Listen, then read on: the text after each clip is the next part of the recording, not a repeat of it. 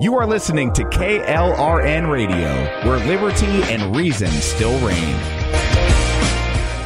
Hi, I'm Mike, founder of DollarShaveClub.com. What is DollarShaveClub.com? Well, for $1 a month, we send high-quality razors right to your door. Yeah, $1. Are the blades any good? No. Our blades are f***ing great. Each razor has stainless steel blades, an aloe vera lubricating strip, and a pivot head.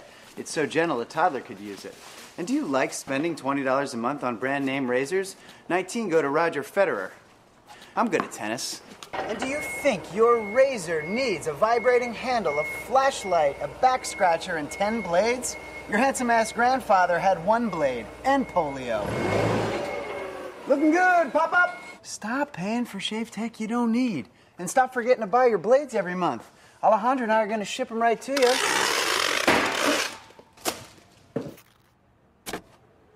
We're not just selling razors, we're also making new jobs. Alejandro, what were you doing last month? Not working. What are you doing now? Working. I'm no Vanderbilt, but this train makes hay.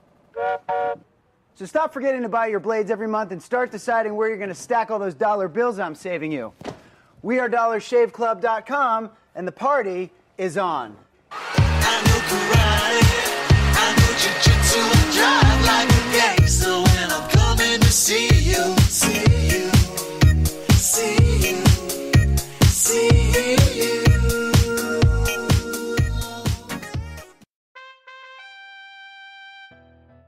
In the Crease is back. The show about anything that crosses my path returns Sunday, October 15th at 8 p.m. Eastern. Where are we going this time, Dad? Great question, EP. Season 3 is back with the 4th annual Nobel Prize show.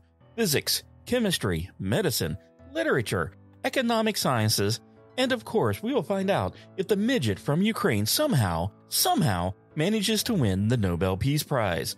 All of this and more on episode 43 of In the Crease, October 15th, here on KLRNradio.com. Today, this breakfast isn't just breakfast. It might be the first McDonald's breakfast you're having at McDonald's again. This lunch might be a weekly tradition you hadn't had in weeks. And this dinner might be the first one you bought for not just you in a while.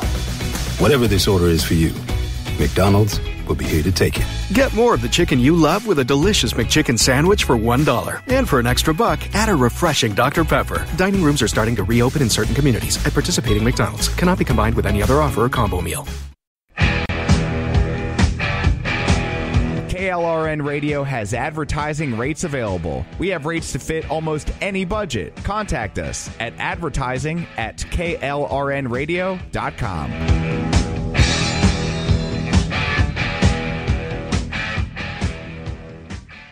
In uncertain times, we could use someone to lean on. Blue Cross and Blue Shield of Oklahoma will stand by you with plan options to fit your budget. If you've recently lost your job, had a baby, or moved, you can still get the healthcare coverage you and your family need. Financial help may be available for those who qualify. Call 855-452-BLUE or visit hereforyouok.com to see if you're eligible to enroll. Blue Cross and Blue Shield of Oklahoma, a division of Healthcare Service Corporation, a mutual legal reserve company. The following program will contain coarse language, adult themes, references to copious amounts of wine, and listener discretion warnings, because it's just that kind of a show. Buckle your seatbelts.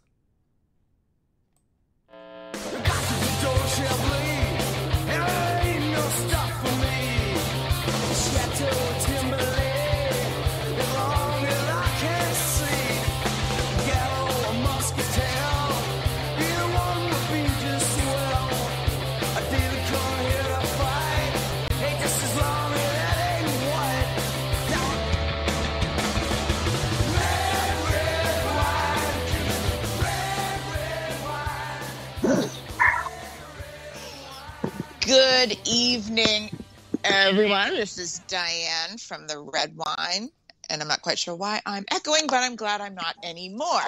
Anyways, we are so glad you're joining us. We have such a great show coming on tonight.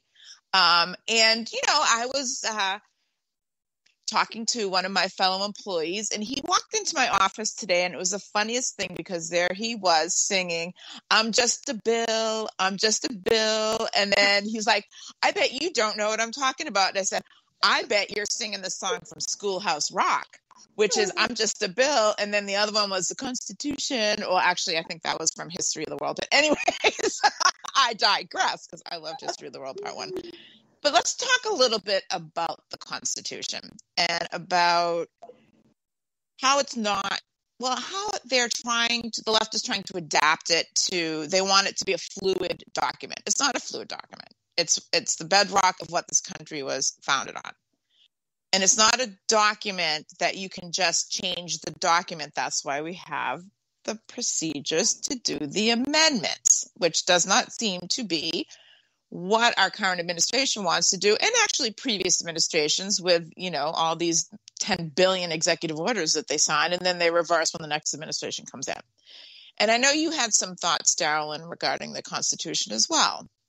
Well, you know that people think that we're a democracy. They say that the United States is a democracy, when actually we're a constitutional republic. We have one of the oldest constitutions. I think Poland might be older than ours. But what people don't understand is the Declaration of Independence was a list of grievances that we had against the British government. And I'm looking at one, and this is, they were, for someone who didn't have toilet paper and, a proper shower and clothes and irons, these people were very intelligent, and they thought about corruption and how power would corrupt people. And, we've seen that today with the arrest of Aidan Kearney, with the Sheriff Donna Buckley, with some of the town managers that are spending like drunken sailors at a port. But here's one of the grievances from the Constitution.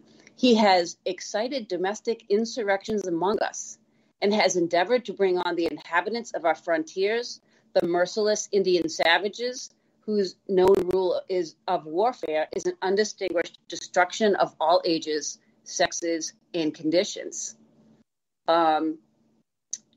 He has abdicated government here by declaring us out of his protection and waging war against us, for suspending our own legislatures and declaring themselves invested with power to legislate for us in all cases whatsoever, taking away our charters, abolishing our most favorable laws, and altering fundamental forms of government. We are being taxed now. Taxes are being imposed on us without our consent. And, here's one. For protecting them by a mock trial from punishment for any murders which they should commit on the inhabitants of these states. I mean, when the state police or bloated Michael Morrissey, the district attorney, is asking for... I think people need a little background because I know we're jumping into some of the Massachusetts issues. And I think before we do that, as well as talking about the Constitution, but we should also recognize the fact that, similar to the U.S., we have what happened in Israel, which is the only country in the Middle East that is, basically has I would call it not a constitutional republic, but I would call it's a democracy. Okay. And what has happened to their citizens by Hamas, by Hezbollah and in Iran is absolutely, I mean, there's no words to describe what these people have suffered, what they have gone through, what they've gone through all these years. And when you have people, our own government officials that are basically saying that, the UN, which, by the way, the UN needs to get the hell out of the U.S. and we need to stop supporting them. The UN had a moment of silence. The Human Council, whatever, Human Rights Council, and said, we pray or whatever for the people of Pakistan, oh my God, Palestine and the other countries. They wouldn't even recognize Israel and the atrocity that Israel faced. And that was just, it made me so angry, as you can tell, because I can't even remember who I'm talking about. All I know is I was really, really angry. And, I one of our mutual radio hosts got booted because he basically said that he wanted the Ayatollah to suck a goat's dick or whatever it was that he said. All I basically said was, I bet you were pretty sad. I was like, so I tagged the Ayatollah and I was like, I bet you were pretty sad when our military killed your little friend Soleimani. Ayatollah? I absolutely did. So if I have a hit squad that's coming to my little town in New Hampshire, you'll know who did it. Oh my gosh. You know what? My daughter Kyle is actually on her way to New Hampshire right now. I don't know if she's listening, but she's on the way to your state. And she'll breathe the fresh air. Speaking of hit squad, right? I was driving by my old house and there was a really nice woman who bought my house a long time ago, because we lived in an 800 square foot house with a brand new baby and 2 dogs, and my husband and I.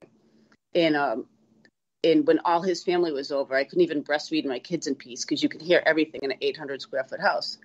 Well, her husband recently died, and she's Jewish, and her son recently died devastatingly 7 weeks ago, allegedly due to the misappropriations and miscare of her son, who was bipolar and in the state of custody of the state. And she told me that she cannot find, as a conservative Jewish woman who was born in Israel, she loves Trump, but she can't find a place where she can express her beliefs. Now, she said that a lot of the and this is by no means, I'm repeating what someone told me because I'm not Jewish, that a lot of the rabbis here are very leftist. And I don't understand that from people who have been terrorized their whole entire life. I went to school with a girl who was, she was in the army like me in Israel, and they all have to do 2 years. And we had an awful lot in common, and they all love their country. They all know how to defend themselves because they're being attacked on all sides. And we're being attacked on all sides, not only by our police, but by our town governments that are selling our land to increase their tax base, and by foreign wealth that are buying up our homes here on the Cape. And all over the country. Well, I mean, what would happen, say, if something happened here at a Stop and Shop? What are we going to do? Like, they are imposing socialism on us. That's really how I feel. Well, I kind of feel like they're using that section of Massachusetts as the guinea pig, as the test site. I agree with you 100%. I really do. And the hard thing is to get people to see that. We have people who don't want to get involved. They don't like the drama. They don't like politics. There's politics in everything. There's politics in friendships. There's politics in a relation. There's politics in marriage. There's politics in absolutely everything. And this is no different. I mean, look at Aidan Kearney for, all that, he calls them crotch rockets or whatever. That's a way to blow off steam. And I think that's how it started, is, to get people's attention. So Aidan Kearney, if anybody's interested, should go on to Twitter or anything, and he's Dr. Turtleboy, and he is a blogger, podcaster, who is an investigative journalist, who's been doing a lot of research on a story here that's happening in Massachusetts, where there was a Boston police officer that was killed. James O'Keefe. Yes, and that they stated initially that she did it, but the issue is, with a lot of the information coming forward, a lot of stuff doesn't add up. Well, just to back up a little bit, what happened was they were drinking, and and Karen was under the influence strongly, from what I gather, and she dropped her boyfriend off, James O'Keefe, at the house of this other Boston police officer, Brian Albert, who I believe was on that Boston Finest or whatever it was. Boston Finest, yes. You can see it on Netflix or Hulu. And the long and the short of it is, and I won't do it justice.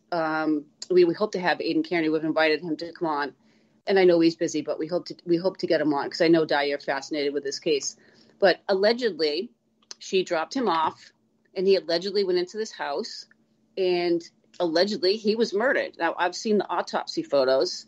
They were one of our experts, Diane and ours experts, said that they were definitely inflicted by a canine, which mysteriously disappeared after the murder. And also he had significant injuries to his face and his knuckles, like he had been in a fight.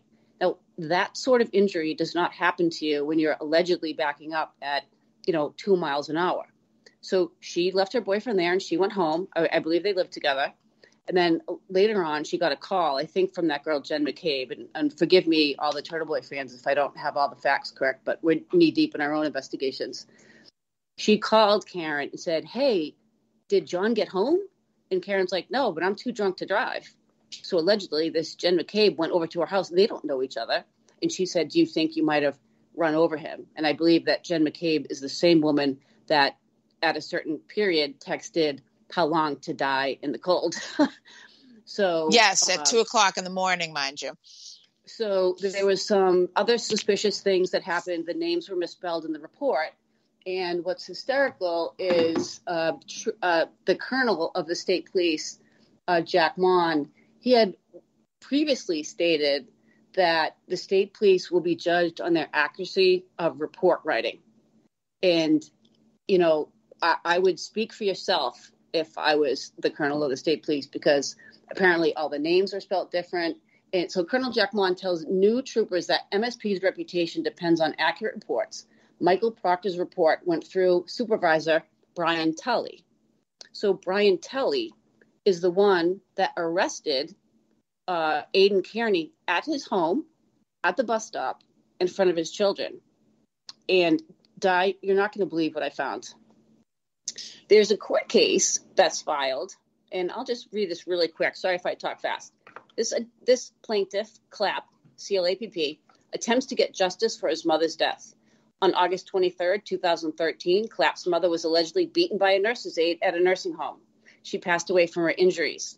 Clapp believes Westwood police officer Catherine McCarran and Westwood Police Chief Sylvia unlawfully failed to bring charges against the alleged attacker. Sound familiar?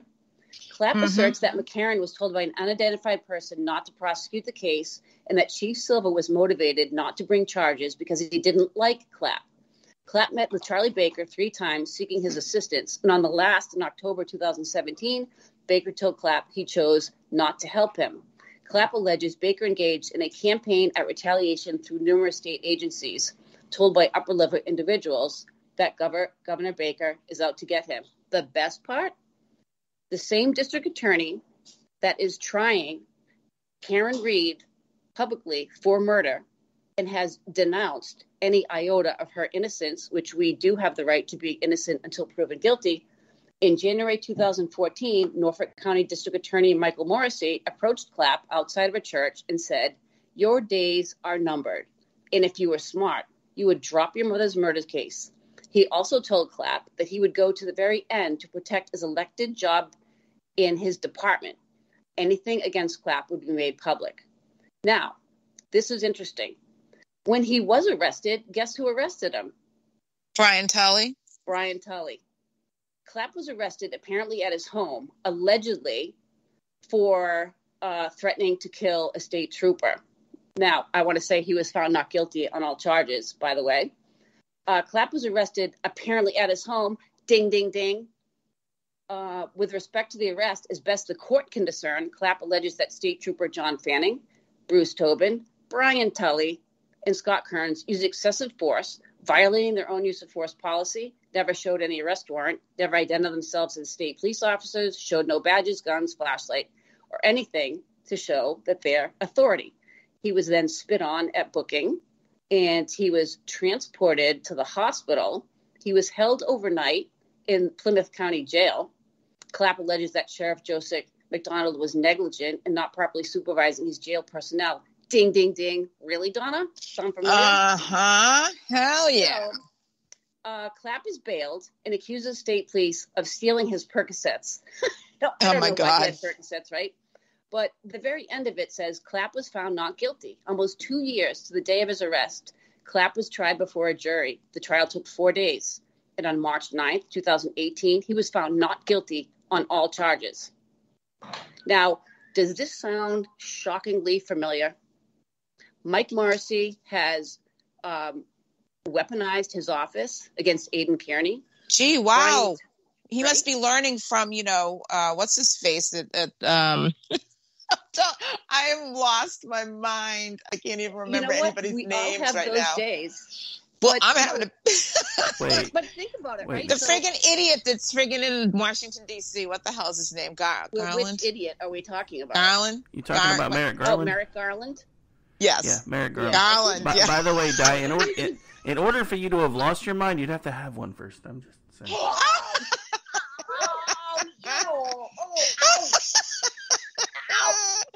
You're lucky I have a good sense of humor. And I don't have a mind. I feel like I'm the friggin' scarecrow. Oh, no, wait, it was that the Tin Man? Who the hell didn't have the brain? No, you got it right. But you can't be the scarecrow. Biden's already playing that part. Just saying. I know. Man, we are just on a freaking roll today. So let me get back to this, because we only have a certain amount of time. I know, Rick, we need a longer show. He's like, dear God, no. But we have so much. Only way we could make that work would be Mondays. Oh, well, maybe. So, Brian Tully, and this is just a cursory look of Brian Tully, all right? But someone, if people aren't familiar with the process, to arrest someone, I understand there was a grand jury, and I'm not privy to any of that. Supposed special grand jury. But Jennifer Coffin Daffer, or whatever her name is, that puffy, bloated, self-important ex-FBI agent, she should get back. She's a vampire. She should get back in her coffin and just shut her mouth, because if she was all that, she'd be getting paid for what she's saying instead of, throwing darts at other people's life. I mean, Karen Reed is looking at prison, and Michael Morrissey's trying her in the court of public opinion, and then the state police go in. How many troopers were there? There's at least 10 that I could see in the pictures, which is like, really? Well, really? I hope they're. This is what bothers me the most, okay? I think everybody knows that I have a sexual harassment complaint against the state police that I lodged in 2016. And if anybody wants to read it, go on muckrock.com, MUCKROCK, and look at the Freedom of Information Acts that I've done. The state police, when they break the law, they don't care, because they get promoted and they retire at these big, bloated, fat pension checks. And the people who are forced out, forced to retire, not promoted, retaliated against, have to pay for their own attorneys. The Attorney General's office defends the Massachusetts State Police for free. So they get a free ticket to break the law. And listen, I love the state police. I'm not looking to give the state police a black eye. I'm merely pointing out the injustices, because when we stand up, we get retaliated against. And Diane and I are not giving up on corruption. We're going to follow the corruption that we see, and we are going to report it incessantly. And you know what they say, it's only defamation if it isn't true. Well, and, as I've said to people on our Facebook page, it's Double D Uncensored, and it's not that Double D, it's Darylyn and Diane. Yes. Did I ever tell you, a guy texted me, he's like, show me your tits. I'm like, it's not that kind of page, you idiot. Can I have tits? You did. But that's okay. Remember, we can say what we want on podcast. Right. So let's see, what else? Well, I wanted to ask you, because you were a former state police trooper. Do you know these people that were there today, this Brian Tully? Do you know him? Have you met him? I don't want to speak out of turn, because what I think I remember may not be accurate. Right. But, this is why I read from this. He was a colleague. I don't remember. I like I said, there's always rumors that the thing is, right, is you typically don't get promoted unless you're compromised. If you look at Michael Morrissey. I mean, he's clearly compromised. I'm sorry. If you look up the code of conduct for attorneys, we are supposed to be innocent until proven guilty. Yes. And Aidan Kearney is merely expressing an alternative to what the prosecution is stating. But And everything he did, he was on public grounds. He did not go into any place private. If he went into like a private restaurant or whatever, and they told him to leave, he left. Well, how about this? If he allegedly was violating, when he was in the town meeting, I believe it's one of the people involved, and I don't want to say the wrong name because, like I said, we have our own investigations going. But Chris McCabe is a select board member. Oh, okay. And is that a guy? Yeah, and it's a public meeting. And they are entitled to go in there and record. Well, he had signs that, somebody killed Karen Reed. But here's my point is, if any of that was illegal, then where were the town managers? And, I'll say this is, I have some friends on Boston PD. My uncle was actually on Boston PD. And my friends drove up to see President Trump, the J6. Just, hey, you want to do a turn and burn? We'll go up there. And yeah, sure. So he was waiting to have a surgery. So he went up there and he made a post, something about, I don't know, Biden's an idiot or whatever it was, right?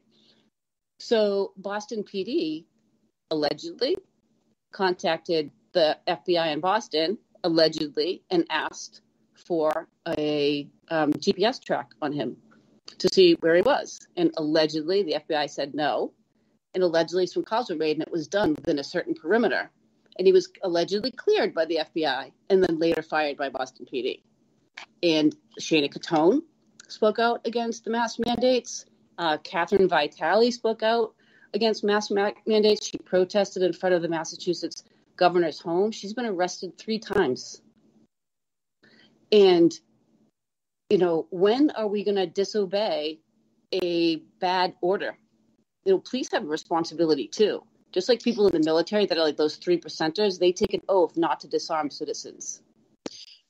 And the interesting part is what the special prosecutor wanted to impose for the conditions. They wanted $1,000 bail. Really? You want $1,000 bail, but you know what? You let the rapist down the street walk. Well, how about judges? Okay.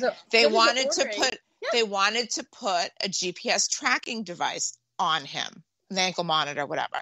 They wanted to, what was the other thing? I got to think about this for a minute.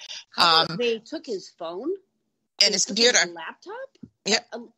I mean, I would imagine if he has a good attorney, they already have an emergency thing to say that they want it back. Well, here's the thing: is when a district attorney and the colonel of the state police is an experienced investigator. He was in the same homicide unit and narcotics unit that I was in. And, I have to say that when I was pregnant with twins, the state police wanted me to go up. I was 41 years old and 6 months pregnant with twins. So you know what that looks like, right? Yeah. I looked like I was about ready to pop. They wanted me to go up and do my PT test, which is you have to run around a track, you have to jump over a Jersey barrier, you have to drag a 150-pound dummy, you have to fake handcuff this weight. I mean, when you're not pregnant, it's okay. And my union rep said, well, just go up and fail. And, of course, I was pregnant, so I started to cry. And Jack Wan was very good to me. We were in the same unit. He's like, come on. Let's go for a ride. And we went for a ride. He's like, listen, crying is not a sign of weakness. He goes, I know that you have never purposely failed anything in your life. And it's abhorrent that someone would tell you to purposely fail something. But they threatened to take my gun and my car away. I mean, I was 41 years old and pregnant with twins. What freaking psychotic unit agency is going to try and force I would have filed. I'll tell you who it was. Captain Mike Crisp. That's who it was. He's the one who threatened me and said, I'm going to take your gun and take your cruiser. I was like, what the hell? I go, well, I don't have to fire at the range because you can't, be around lead when you're pregnant. He goes, well, then you can't do your job. I'm like, I'm in homicide. Like, when I get there, and I'll never forget this is so disgusting, but I'm going to say it anyways. I got there, and this one guy had poop and pee all lined up all around his room and bottles. Like, the whole house was like every Ew. I know, right? Had poop and pee in the bottle. I went in there, and I went outside, and I threw up. And I was like, yeah, that's gross. But if I can do that and respond to murders and unattended deaths, that, am I really going to be getting in a gun battle? Am I really going to be chasing somebody down the street at, 6 months pregnant with twins? So I guess what I'm saying is there's no uniformity in the state police. Like, one barracks doesn't know what the other barracks is doing. There's no continuity in following the policy and procedures. And case in point, what was the troop that was out on the Mass Pike that was doing all that overtime? Excuse me. Well, that's a whole other show. But that's actually a whole other show. But the person who investigated those later became the colonel of the state police. She's the one who did all the staff inspections up into that. She's also the one, Carrie Gilpin, that said that I would have to tell somebody that talking about their flaccid or erect penis and where they put it is wrong. And she said that I cried at inappropriate times during my interview. Who are you to say when I cry and when it's inappropriate? The best part was my attorney says to her, do you think that there's a huge gap in your knowledge base? And she went, ouch. And now she's doing sexual harassment investigations for UMass Amherst. I mean, I think power corrupts. She should have learned from. Well, she's never investigated a significant criminal case in her life, but I think power corrupts. And when we know that. When like Jack Lonnie probably is looking at making $300,000 a year. That pension is $200,000 a year. My pension is $109,000 a year, and I was basically forced out because I filed a sexual harassment complaint. It's very hard to be in the state police and speak up against anyone. Like, I bet you none of those troopers wanted to be there. I mean, they don't even do that for murder cases, okay? And they sent 12 troopers to stand around a reporter? Exactly. And the district attorney, I think he should be disbarred. Absolutely. I mean, I listened to some of the items that they read out to the judge as evidence. And one of them was a post that Aiden had made, which basically said, so-and-so is going to be at, let's just say, the soccer fields. And I'm going to make sure that I'm there too. That's an innocuous post. I've had worse directed at me on Twitter. I've had a stalker I think we just celebrated our 8-year anniversary, although she's been kind of quiet the past few months. So I don't want to rock any bridges, but she's been quiet. But I mean, it was similar to the leftist tactics of going into your life, trying to cancel you and all that stuff. And here you have someone that is doing everything publicly, and he's entitled to write what he wants. They are entitled to go to those meetings and to hold up those signs. Someone can go to a town meeting and say to me, Diane Byer, you committed murder. And I would smile and say, yeah, you're probably right.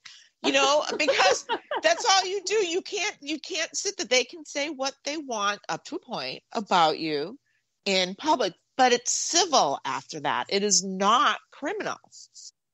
Well, they were a couple of the people in there that were of those 7.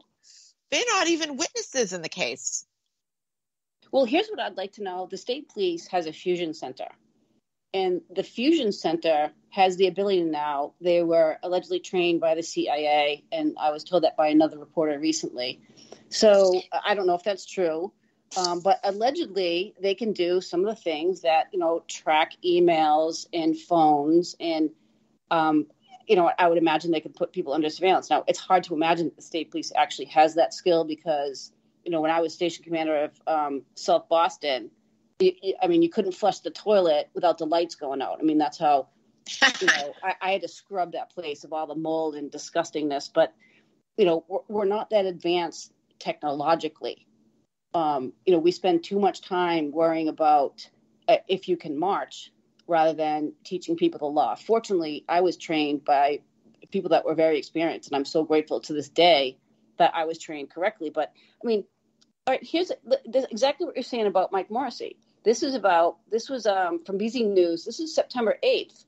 Canton, Norfolk County District Attorney Michael Morrissey has released a statement which he calls the absolute baseless harassment of witnesses. Reed is accused of killing her boyfriend, police officer John O'Keefe, in 2002.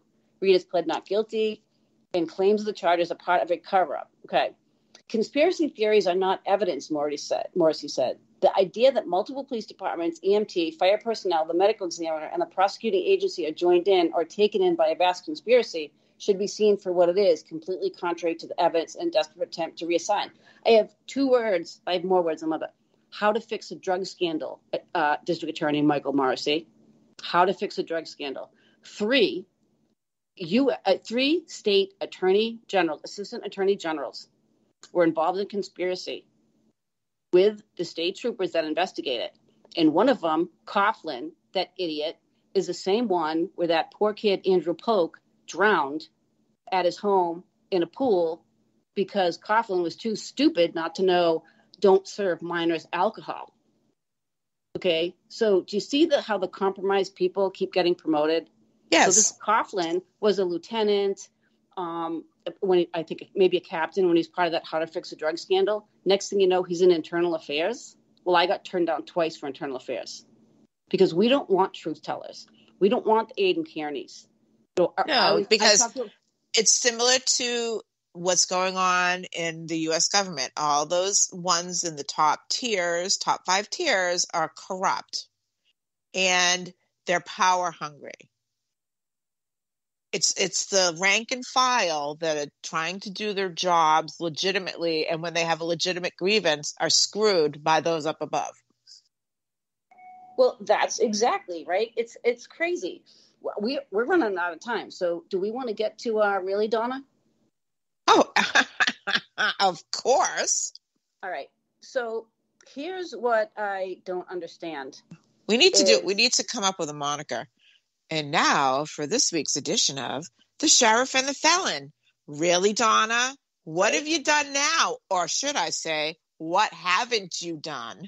Well, I'll tell you what she hasn't done is she hasn't taken inmates who've overdosed at the jail twice to the hospital.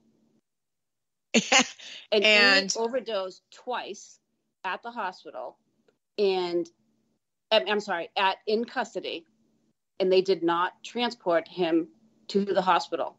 So, interestingly enough, I've spoken. Ahonen, what's he doing? What's Donna Buckley doing besides taking a tour of the Cape, and sending Barnstable County sheriffs to learn how to go to car seat school? Really, Donna? Interestingly enough, I spoke with a superintendent of a county jail, and that superintendent clearly told me that if any inmate ever overdoses, they must be taken to the hospital. That was reiterated by a correctional officer that I also spoke with, who stated quite clearly that is mandatory, that they must go to the hospital if they use Narcan. They have to be checked out by the doctors at the hospital. Now, we have 2 people, superintendent of a county jail. We don't want to say which county jail it is because, Donna is obsessed with trying to find out who's giving us this information. I think it's so funny that she's wasting time. If she spent as much time and due diligence to just do her job and fulfill her campaign promises. She doesn't know how to do her job. She's nothing but a labor attorney. She's no sheriff. Well, and she's not even a good labor attorney because she's done some terribly egregious things to people. I've heard and I've spoken to, and I'm sure he won't even care, a Marine, a veteran, who was attacked viciously at the prison. And he asked for some mental health counseling because the inmate threatened to kill him. They then they made this deputy sheriff transport the same guy that threatened to kill him to Middlesex. Who does that? Well, someone who isn't paying attention, right? So then he also got called. Him and a female partner, I don't know her name, went to go pick him up at the Barnstable courthouse. He spit in the female deputy's mouth, and it hit her uvula, and then she had to go to the hospital. Oh, that just makes me want to go to the hospital and vomit. But the thing is that person asked for help, and Donna Buckley was the labor attorney at the time. She was in the room, and she did nothing. People got up and walked out. Now, that guy slept in front of his door for 3 months. Now, when that nut Sammy Sultan threatened to kill me, I slept in my living room with a gun for 3 days. I can't imagine for 3 months. And they ended up firing him. And they put him out not on workman's comp, but they made him take his own sick time. So this is Donna Buckley, the labor attorney. Okay, she also hired attorney Regina Ryan to do investigations at the jail, while attorney Regina Ryan is being sued in Suffolk Superior Court for defamation of character and misrepresentation of 2 female captains in the Revere Police Department. The woman's a menace. And she doesn't know. I mean, basically when she was most of her career, I believe she was just negotiating union contracts. That's a big difference than trying to, but that's a big difference than being a sheriff. And, I'm sorry, but the people down the Cape who voted for her based on her trying to claim that, we're going to take a whole different approach to inmates, because they're not inmates anymore, people. They are justice, whatever, justice-involved individuals. Who the living hell calls a prisoner or an inmate that name? That is outrageous. Well, and even people that know that they screwed up, but there has not been any new programs there. She's out, taking pictures and smiling and out there playing like she's a rock star, and she has not started any programs. These people are not getting any mental health. They're being prescribed medications, and they're not being checked for 6-7 months at a time. I mean, and more than likely, anybody that tries to say anything or bring it to anyone's attention, you're going to find the same issues that happen in the state police will be happening at Barnstable County. Well, I mean, that's what she's doing. She's firing people that she believes are somehow disloyal to her. And the fact is what she is doing, and the people, they know who you are. She promoted people beyond their means because they're compromised. They are compromised. They then should never be there. Colleen Wooding, she's going to be the worst human resources person ever. Well, and as someone that's been in human resources like I have for decades, I can honestly think right off the top of my head of a pretty good couple of big mistakes that she made. And it's like, really? You didn't go for training? Because I really think they need to get her into some classes. Well, what's sad, unless she's getting legal advice from her sheriff, who God knows didn't do very well with the legal advice she gave before when she was in that position. That's what kind of makes me wonder if Donna's the one that's giving the advice on the legal positions. Well, it certainly isn't Regina Ryan, because Oh God.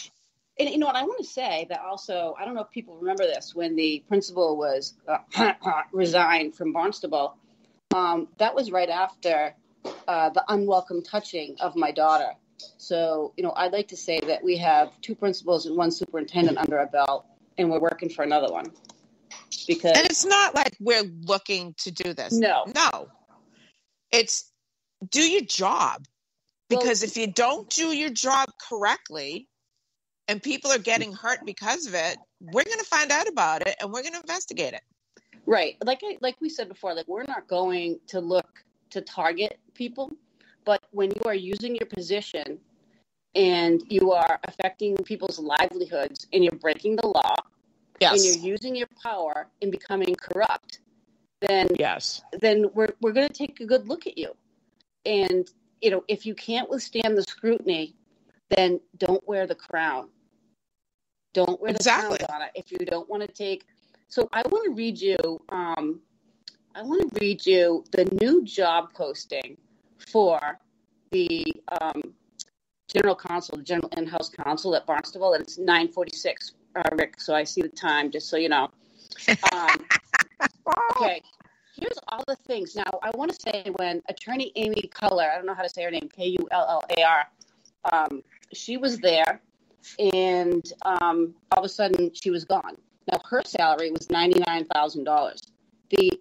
The Donna Buckley is advertising this position. I'm sure she's going to put a family member or a friend in it for $165,000 a year. This is more than allegedly really Donna is making. But here's the responsibilities. Provide clear, concise, and correct written oral legal advice as needed to the sheriff. Evaluate applicability of settled law. Monitor state and federal laws in other jurisdictions. Respond to public records requests and monitor compliance because they don't have a records access officer right now. Advise and represent on labor and employment issues. Advise and represent on inmate grievances and legal issues. Like, does she not already know these things? She took the job. Like, I'm not saying, and she's an attorney, right? And I'm not saying that any Republican that was up to this job would have done any better because I don't believe that that's true. But, you know, and this is the best, knowledge and skills, ability to conduct comprehensive legal research. Okay. We can do that. Right, Don? That's what we do. That's what our company does. Exactly. Ability to exercise discretion in handling of confidential and sensitive information. There's one that, if I could just find it, it was something to be like, okay, ability to meet expectations and accept personal responsibility for the work. Now, willingness to identify and perform ministerial duties. Outstanding organizational skills. To me, when you look at this, when you look at it all together, $165,000 a year, to me it says, shut the F up. Now, I haven't read every single, qualification that they want.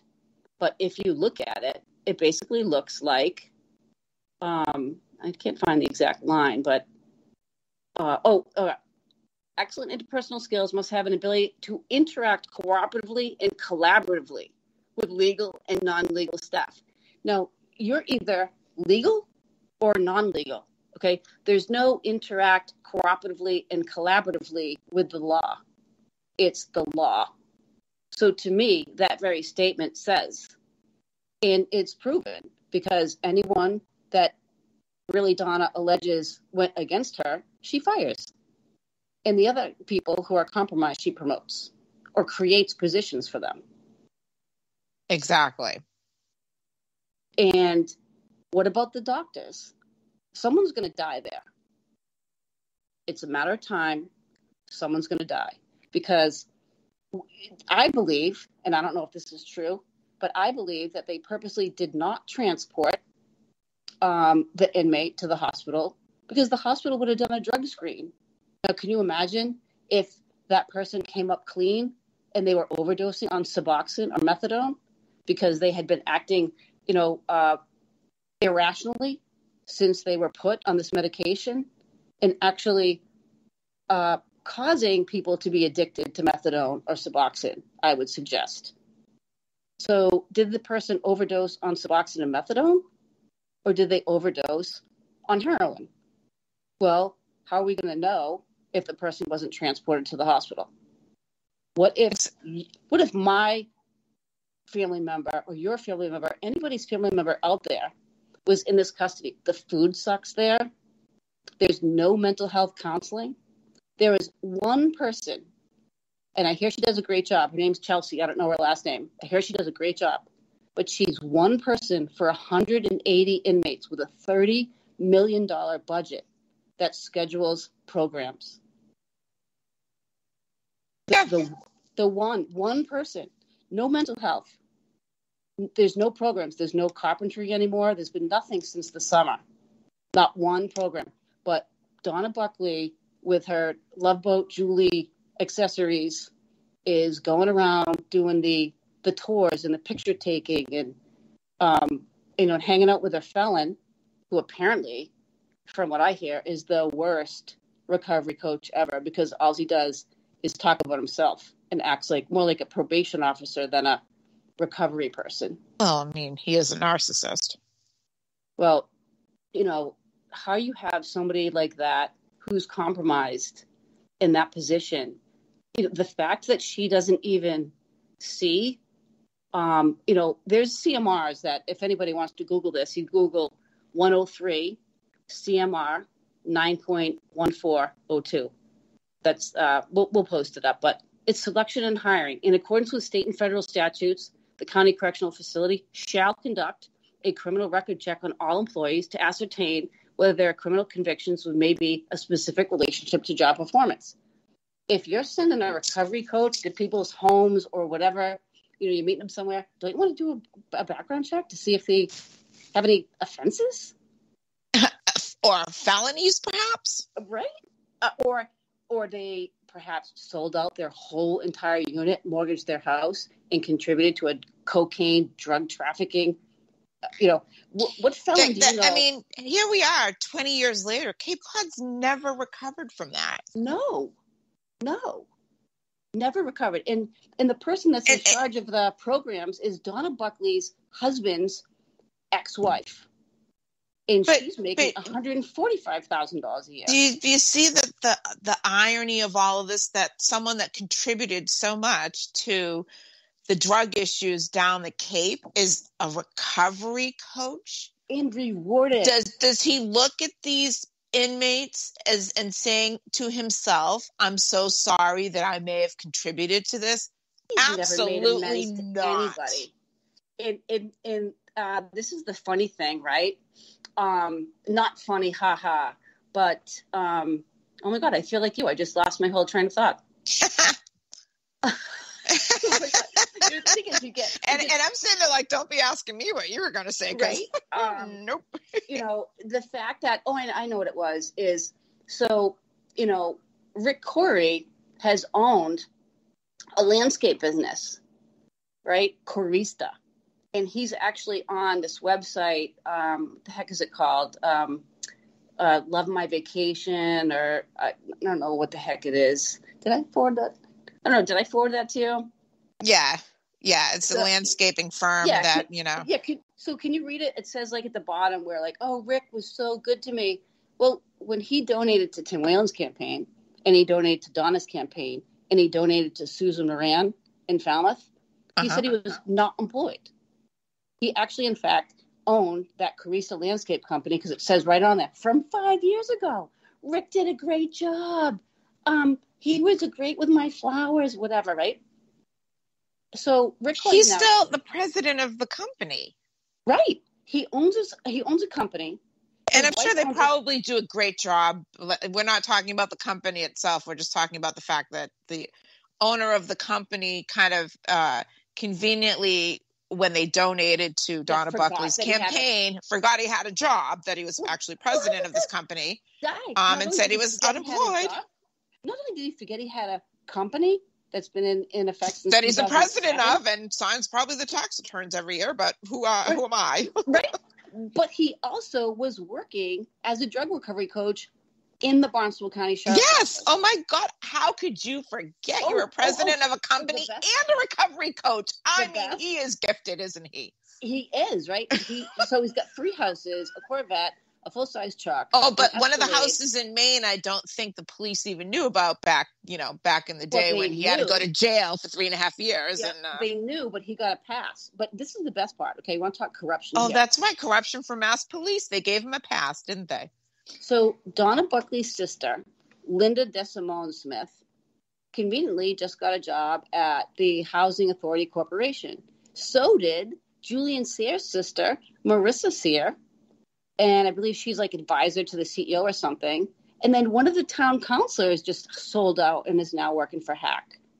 Wow. You know why? Because they're going to provide housing for all the new migrants. Well, I'll tell you, if Julian Sear, or, if illegals go into that nursing home that they forced out, elderly, medically dependent, elderly keeping people, in mind it was a shithole. Oh, I don't care if it was a shithole. They're still there. They're still medically dependent, and they're going to be displaced. And they're trying to tell us that the owners of Eagle Pond approached Hack. The F they did. Why didn't it go on the open market? There's some kind of scam going there. And then all of a sudden, Donna Buckley's sister gets a job there. They're not even hiding it. And Julian Well, they Clarkson don't showed have up. to hide it because they know that, unfortunately, there's a lot of people down the Cape that just don't take part in politics, or the words just don't get out because the media is not going to report it. I mean, look, Troy Clarkson, Donna Buckley's husband, writes for the Cape.net News. Remember when you Yes. sent them? You sent them an article, and they told me that it was defamation, and I said, yeah. "Oh, it's only defamation if it's not true." And here is his, sheet where he pleaded guilty. So I'm Right. Unless you're telling me that a court document doesn't make it true, I'm kind of figuring that you're full of shit. Right. And then how about what was the other thing I was going to say? Oh my God! Now it's contagious. And you only have 1 minute to figure it out. I know. Well, I know I'm not going to remember, and then I'm going to wake up at 3:00 in the morning and be like, "Oh, damn it!" But so I want people to know I have gotten text messages where that has happened. Right? But seriously, like, they bought this place for $4.3 million, and now all of a sudden, all these people have jobs there. It's a little too convenient. Julian Sear, it will be his demise. It will be the demise of every single person that's in elected office. It will only be a demise if Chris Lazon, who is the person running against Julian Sear, just rolls over, similar to most of Republicans like they normally do. He has to stand up and he needs to play dirty.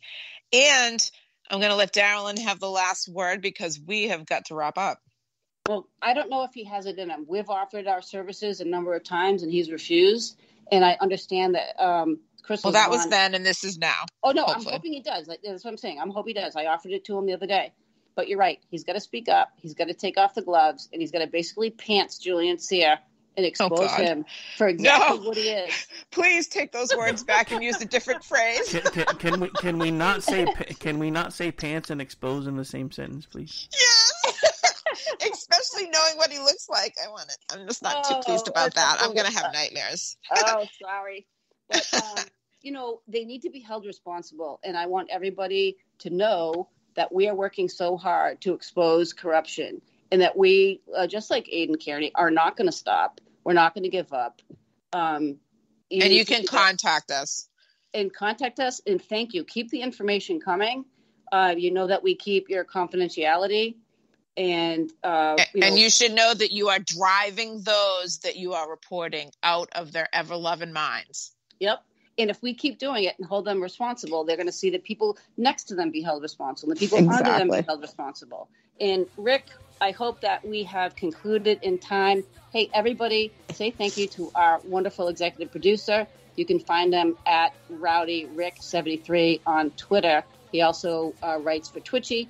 Diane's at DMB1031, and we are on Double D Uncensored on Facebook. It's Double D, Darylyn and Diane, not the other Double D. And you can find me at Twitter at Darylyn Haywood. Thanks, everybody. Have a great week.